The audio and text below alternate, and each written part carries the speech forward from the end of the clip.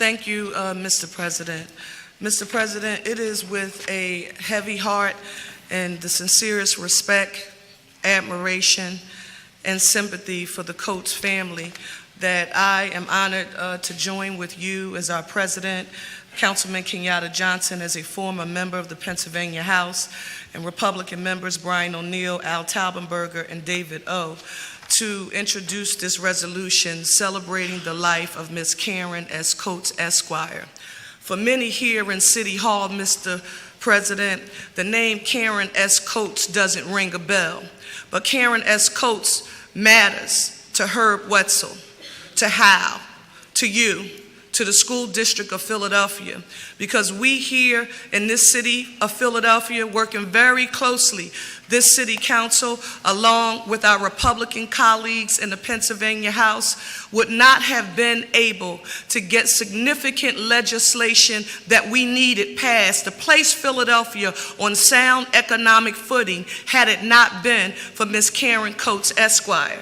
Now, Mr. President, for the record, I just want to note that while she broke significant glass ceilings in the Pennsylvania House of Representatives when she became the first female chief of staff and the chief counsel to the Pennsylvania Speaker of the House of Representatives, Speaker Terzai, I always called her in private, Mr. President, the Republican mighty lioness. Now, we didn't get things done during that time, Mr. President, in front of a camera or on social media, but we did have some knockdown, drag-outs on issues behind closed doors, and we may have disagreed 99% of the time, but it was that 1%, Mr. President, that 1% that gave us the enabling authority to enact LOOP, that Councilman Squilla and Councilman Johnson know and need it so well.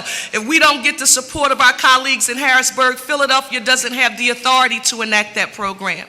The ability to collect additional delinquent property taxes. That is, we introduced it just to help Philadelphia, but when we introduced it, municipalities across the state said, wait, this can't just be for Philadelphia. We want to be able to lien properties of owners outside of our respective municipalities.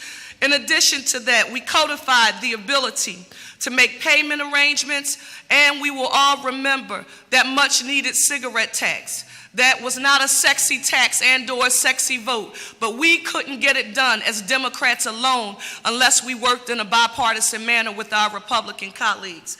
So it is with that spirit in mind, Mr. President, that I thought it was fitting for this body to acknowledge the life and legacy of Ms. Karen Coates, the mighty Republican lioness, because she was born here in Philadelphia. However, she was really raised and considered to be a native of Bloomsburg. Speaker Terzai, Leader Cutler, Leader Dermody,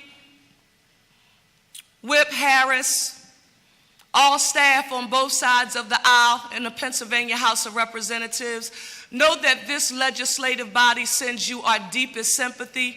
We thank you all for sharing the intellect, savvy, and compassion of the mighty lioness. And despite all of the political partisan gridlock coming out of Washington, D.C. now, that doesn't make much sense at all to move America forward, we will continue to work in a bipartisan manner to get what we need to get done here in the Commonwealth of Pennsylvania and our great city of Philadelphia. We love you, respect you, and thank you, Karen Coates. And we'll be sending a formal copy of our resolution to her family so that they can have it as part of the sincere respect and admiration of this legislative body, the city of her birth. Thank you, Mr. President. Thank you, Councilwoman.